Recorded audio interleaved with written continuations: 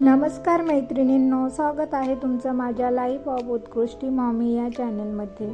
आता सकाळचे 6:30 झालेले आहेत आणि सृष्टीच्या टिफिनसाठी मी फ्रूट कापून देत आहे। सृष्टी आज लवकर येऊन जाणार आहे आणि सृष्टीला आज विदाऊटही बोलवलेलं आहे।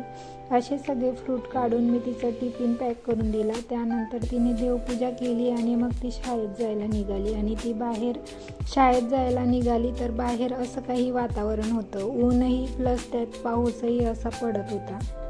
त्यामुळे झाली अशी गंमत की सर शाळेत जायला तर निघाले, परंतु अर्ध्या रस्त्यातून त्यांना रेनकोट घेण्यासाठी घरी यावं लागलं। आणि त्यानंतर मग मला केस धुवायचे होते म्हणून तेल लावून घेतलं आणि काळा मसालाही भाजून घेतला। आज मला शेवग्याच्या शेंगा बनवायच्या आहे, त्यामुळे आधी त्या कापून घेतल्या आणि त्यानंतर मग लगेचच पोळ्याही लाटून घेतल्या आणि एका साईडला मग शेवग्याच्या शेंगा थोडंसं मीठ टाकून शिजवायला ठेवल्या। त्याच्यानंतर मग काळा मसाला वाटून घेतला। आधी खोबरे बारीक कट करून घेतले आणि त्याच्यानंतर मग ते वाटण काढून घेतलं। आणि आज मिक्सरची चांगलीच एक गंमत झाली, ते मी तुमच्याबरोबर शेअर करते। झालं असं की रात्री मी आंब्याचा रस बनवलेला होता, तेव्हा मिक्सर चांगला चालू होता आणि जेव्हा मी हे वाटण वाटायला गेली तेव्हा मिक्सर बंद झालेला होता आणि त्यामुळे तर मी थोडंसं टेन्शनमध्ये झालेली होती। आणि त्यानंतर मग मिक्सरच्या खाली जो रेड कलरचा बटन असतो तो दाबून वगैरे बघितला तरी पण मिक्सर काही चालू झाला नाही। त्यानंतर मग सरांना मी सांगितलं, त्यावेळेस मग सरांनी स्विचजवळ जी पिन असते ती चेक केली तर ती पिनच सैल झालेली होती। मी गॅस ओटा जेव्हा पुसते तेव्हा मिक्सर असं सरकवून घेते, त्यामुळे मग ती पिन थोडी सैल झालेली होती, परंतु माझे हे लक्षातच आलं नाही की ती पिनही आपण एकदा चेक करावी अशी। आणि त्यामुळे मग नंतर मलाच माझ्या गोष्टीवर हसू येत होतं। तुमच्याशी गप्पा मारता मारता इथे माझी शेवग्याची भाजीही झालेली आहे आणि पोळ्याही झालेल्या आहे आणि आता मी गॅस ओटा क्लीन करायला घेतलेला आहे। इतक्यात मग बाहेर एक पार्सल आलेलं होतं आणि आता काय पार्सल आलेलं आहे तेच मी तुमच्याबरोबर शेअर करते। फ्रीजमध्ये भाजीपाला वगैरे छान ऑर्गनाईज करून ठेवण्यासाठी असे ऑर्गनायझर मी मागवलेले आहेत आणि छान अशी त्यांची क्वालिटी आहे। मागच्या वेळेसही मागवलेले होते, परंतु त्यावेळेस थोडंसं ते फॉल्टी निघालं, त्यामुळे मग ते मी रिटर्न करून दिलेले आणि आत्ता मी नवीन मागवले। आणि नवीन वस्तू घरात आली की त्या वस्तूची एक्साइटमेंट काहीतरी वेगळीच असते। त्यानुसारच मग मी लगेचच ते ऑर्गनायझर धुवून घेतले आणि कधी ते मी एकदाचे वापरायला काढू असं मला झालेलं होतं। भांडे वगैरे घासून झाले आणि त्यानंतर म्हटलं चला मुलं काय करताय ते बघून येते। तर त्यांनी असं खुर्चींवर चादर वगैरे अंथरून घर बनवलेलं होतं आणि तिथेच त्यांचं खेळणं चालू होतं।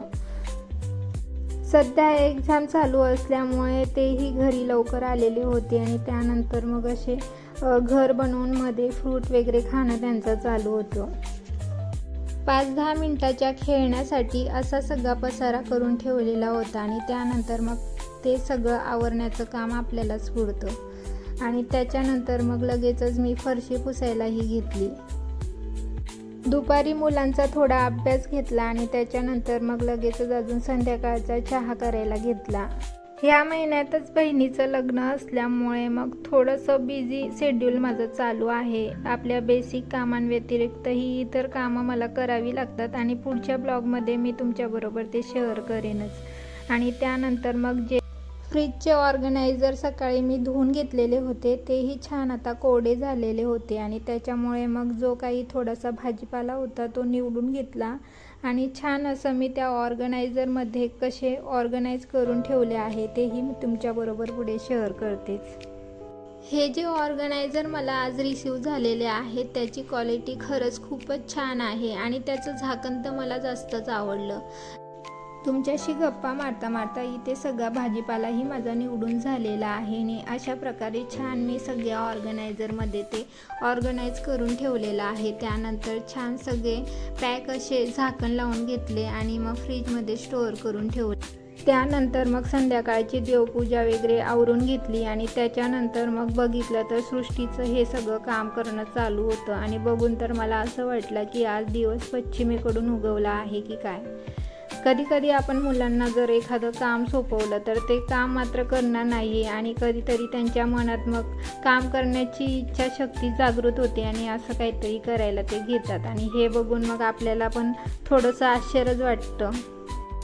काही का असेना पण एक छोटीशी मदत मग आज सृष्टीकडनं मला भेटलेली आहे, त्याचा आनंदही आहे. त्यानंतर मग रात्रीचा स्वयंपाक बनवायला घेतला आणि आज स्वयंपाकामध्ये काहीतरी वेगळंच कॉम्बिनेशन आहे आणि ते कॉम्बिनेशन तुम्हाला पुढे समजेलच. आता सीझन संपत आला आहे आणि सरांना गाजरचा हलवा खूपच आवडतो. नाही नाही म्हणतात सर, सांगतात आणि परत मग गाजर घेऊन येतात. त्याच्यामुळे मग आधी गाजरचा हलवा बनवायला घेतला आणि त्याच्यासाठी मग आधी तुपामध्ये काजू बदाम छान परतवून घेतले आणि त्याच्यानंतर मग लगेचच गाजरचा खिसही त्यात परतवून घेतला. आणि आता गाजरचा हलवा व्हायला थोडा टाईमच लागणार होता, त्याच्यामुळे एका साईडला ते बनवायला ठेवलं आणि तिथपर्यंत मग दुसऱ्या साईडला लगेचच मी भाकरी बनवायला घेतली.